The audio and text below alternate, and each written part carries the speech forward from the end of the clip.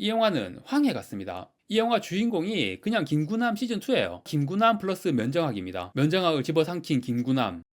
하정우 주연의 느와르 영화 브로큰 리뷰하겠습니다. 2025년 2월 5일 개봉일을 바로 보고 왔고요. 이 개봉 날짜가 설 연휴 대목이 한 주 지난 시점이고, 그리고 올해 첫 헐리우드 블록버스터라고 할 수 있는 캡틴 아메리카 브레이브 뉴 월드가 개봉하기 한 주 전이네요. 뭔가 애매한 개봉 시기를 잡은 것 같은데, 사실 이런 애매한 개봉 시기 때문에 영화에 대한 기대치 자체가 좀 떨어지기도 합니다. 배급사 측에서도 흥행 기대치가 그다지 높지 않다는 의미로 보이기도 해서. 그리고 이 영화 촬영 시기는 2021년 상반기였고요. 촬영 끝나고 4년 만에 개봉하는 거라서, 사실 뭐 요즘 개봉하는 한국 영화들이 대부분 오래 묵혔다 개봉하는 영화들이라 다들 사정이 비슷비슷한 느낌이지만, 아무튼 이렇게 묵힌 영화 느낌이 나는 부분도 영화의 기대치를 떨어뜨리기도 합니다. 저는 이 영화를 그다지 정보 없이 보러 갔습니다. 하정우가 주인공인 느와르라는 것만 알고 갔어요. 영화를 보니까 조폭 장르더라고요. 하정우가 연기한 주인공 캐릭터는 현직 조폭은 아니고 전직 조폭이고, 그리고 살인사건이 일어나서 그 살인사건의 진상을 파헤치는 게 기본 플롯입니다. 개봉 시기라든가 이런 부분에서 기대치가 좀 떨어지긴 했지만, 그래도 제가 이 영화를 조금 기대했던 이유가, 이 영화 감독이 김진환 감독인데, 이 감독이 만든 양치기들이라는 영화를 봤는데 이 영화가 되게 재밌었어요. 이 영화를 보고 약간 제2의 윤종빈의 포텐이 보이는 감독이다 라는 느낌을 받았고, 양치기들이라는 영화 자체도 약간 용서받지 못한 자 비슷한 느낌 좀 나고요. 군대 관련된 부조리도 나오고, 알고 지내던 사람의 자살로 죄책감을 느끼는 그런 주인공의 모습도 나오고, 양치기들 주인공 배우가 박정환인데, 이 영화에서 캐릭터가 하정우가 예전에 라이징 하던 시절에 자주 연기했던 그런 캐릭터들 비슷한 느낌이 났습니다. 양치기들 이 영화 되게 재밌어요. 독립영화이고 별로 안 유명해서 보니까 나무위키에 문서도 없던데, 지금 국내 OTT 몇 곳에서 볼 수 있거든요. 관심 있으시면 한번 보셔도 괜찮을 것 같습니다. 아무튼 양치기들이란 영화를 보고 김진환 감독이 제2의 윤종빈의 포텐이 느껴졌는데, 이번 영화 브로큰에서 하정우가 주인공인 것만 봐도 뭔가 비슷한 행보의 느낌이 들죠. 이번 영화도 윤종빈 비슷한 느낌이 계속 있습니다. 윤종빈식 하드보일드 리얼리즘이라고 해야 하나? 특히나 하정우가 출연하니까 그런 비슷한 스타일이라는 느낌이 더 강하게 들고, 그런데 사실 이 영화를 보고 나서 윤종빈 감독 영화 말고 정말 비슷하다는 느낌이 든 영화가 있는데, 이 영화는 황해 같습니다. 나홍진 감독의 황해. 제가 이 영화를 별 정보 없이 봤다고 했잖아요. 이 영화랑 관련된 기사 같은 것도 하나도 안 봤는데, 보니까 기사에서도 황해가 많이 언급되고 있더라고요. 황해를 본 사람이 이 브로큰이라는 영화를 보면 누구라도 황해가 떠오를 수밖에 없어요. 가장 피상적으로 닮은 부분, 주인공이 생김새. 이 영화 주인공이 그냥 김구남 시즌2예요. 당연히 같은 배우니까 똑같이 생겼겠지만, 수염하고 뭐 이런 전체적인 스타일, 그리고 말투나 행동 거지들도 진짜 판박이에요. 그런데 다른 점도 있습니다. 전투력이 황해의 김구남과 비교해서 훨씬 업그레이드 되었습니다. 황해에서 김구남은 생존력이 높은 거지, 막 혼자서 무쌍 찍고 그런 전투력 괴물 느낌은 아니었잖아요. 오히려 그런 거는 김윤석이 연기한 면정학 캐릭터가 그랬는데, 이 브로큰의 주인공 배민태라는 이름인데, 얘가 김구남 플러스 면정학입니다. 면정학을 집어삼킨 김구남. 진짜 이 배민태라는 캐릭터가 면정학을 방불케 하는 무시무시한 전투력을 보여줍니다. 그리고 면정학 하면 이 족발뼈, 이게 상징적인 무기이지 않습니까? 배민태는 이 기역자로 꺾인 배관 파이프 같은 거를 무기로 쓰는데,